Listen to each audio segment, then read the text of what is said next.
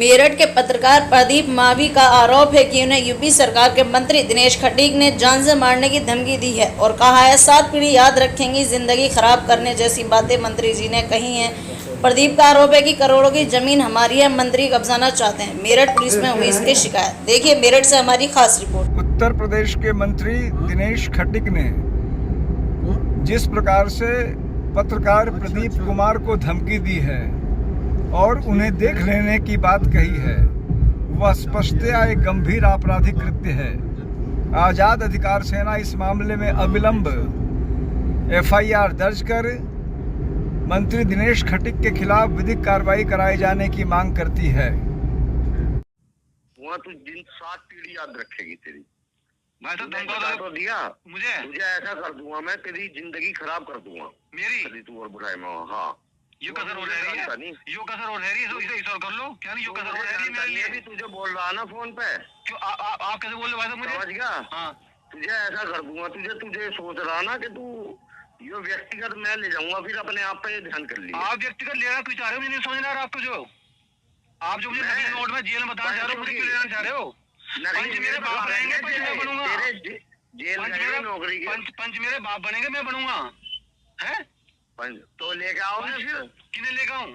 आप कहते हैं 12 बजे यहाँ लेके आना, घर तुम्हारे घर पे आते हुए ये दिनेश खटीक हैं, राज्य मंत्री हैं उत्तर प्रदेश सरकार के, योगी जी के मंत्री हैं। ठीक है, आप ही देख लो किस तरीके से मुझे धमकी दे रहे हैं। मेरी एक ज़मीन है, जो मेरी ज़मीन है मेरे पापा के साथ बैनामे की ज़मीन है। 1991 का बैनामा हुआ था हमारा, जो है वो मेरे पिताजी अभी 5 साल पहले एक्सपायर हो गए। ज़बरदस्ती दिनेश खटीक इस पर कब्जा करना चाह रहा है, ज़बरदस्ती था। जो है वहाँ जो गुंडे हैं वो गुंडे बैठा रखे हैं। रोज़ वहाँ पर 10-20 लड़के आराम से वहाँ पर हथियारबंद लड़के रखता है। जब मैं वहाँ जाता हूँ वो मेरे साथ मारपीट करते हैं। इसकी रिपोर्ट मैंने थाने में पिछले 2 महीने कई बार लिखा चुका।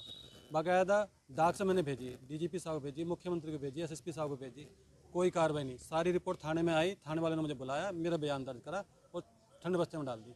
रोज़ दिनेश खटीक मेरे पर फ़ोन कराता है, कभी किसी को भेजता है, कभी किसी को। पंचायत करो भाई, विधायक जी पंचायत करे, पंचायत में पहुँच। मैं पंचायत में जा नहीं रहा। मैं पंचायत में क्यों जाऊँ जब मेरे बैनामे सही है, मेरा सब कुछ सही है। तो बैनामे को तो दिनेश खटीक नहीं मानता, कहता नहीं जो फैसला मैं करूँगा वो फैसला होगा। ये कोई तालिबान शासन हो गया ज़बरदस्ती का?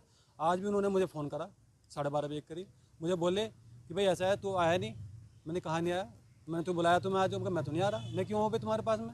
मुझे क्या मतलब इस चीज़ का तुम्हारे पास आने का? जो है छूटते मुझे गाली देनी शुरू कर दी। मेरी माँ, जो मेरी माँ दुनिया में नहीं है आज, ठीक है नहीं, 11 साल मेरी माँ को उम्र हो गए, उसको बहुत गंदी गंदी गाली थी। मेरी पत्नी बहुत गंदी गंदी गाली थी, मुझे गाली थी, मेरे पिता को गाली देने लगा। मैंने कहा विधायक जी आप गलत कर रहे हो। उसके बाद जब जाते आती होगी तो फिर वायरल हुआ है, एक पत्रकार को धमकी देते हुए जो ऑडियो है वो वायरल है, इसमें क्या कार्रवाई की जा रही है? थाना मवाना का एक प्रकरण है जिसमें कि 2 लोगों के द्वारा 1991 में एक ज़मीन संयुक्त रूप से खरीदी गई थी और उसके बाद उसमें से एक जो व्यक्ति है उसके द्वारा उस ज़मीन पे कब्जा अपना बरकरार रखा गया और संभवतः वहाँ पे एक मकान और 2 दुकानों का निर्माण वहाँ पे किया गया। जो दूसरा जो व्यक्ति है उसके द्वारा वहाँ पे कभी अपना जो कब्जा है वो नहीं किया गया था और उनकी मृत्यु के पश्चात उनके जो लड़के हैं उनको ये उनका नाम जब उस संपत्ति पे आया तो उनके द्वारा ये संपत्ति एक अधिवक्ता को वहाँ पे बेच दी गई और जब अधिवक्ता मौके पे कब्जा करने गए तो जो दूसरा पक्ष है उसके द्वारा उनको रोक दिया गया था। इस पूरे प्रकरण में जो पक्ष कब्जा लेने के लिए गया था उसकी तरफ से एक मुकदमा थाना मवाना पर पंजीकृत किया गया है, जिसमें उनके द्वारा मारपीट और गाली गलौज इस तरह का मुकदमा पंजीकृत कराया गया है। इसके अलावा इसी प्रकरण में जो दोनों पक्ष हैं उनको बातचीत करने के लिए जो वहाँ पे स्थानीय विधायक हैं उनके द्वारा उनको बुलाया गया था। उसमें जो एक पक्ष है उसके द्वारा फ़ोन की एक रिकॉर्डिंग प्रस्तुत की गई है जिसमें कि उनके द्वारा कहा गया है कि जो दूसरा पक्ष है उसके द्वारा वहाँ फ़ोन से धमकी दी गई थी। इस पूरे प्रकरण में जांच के लिए क्षेत्राधिकारी मवाना को दिया गया।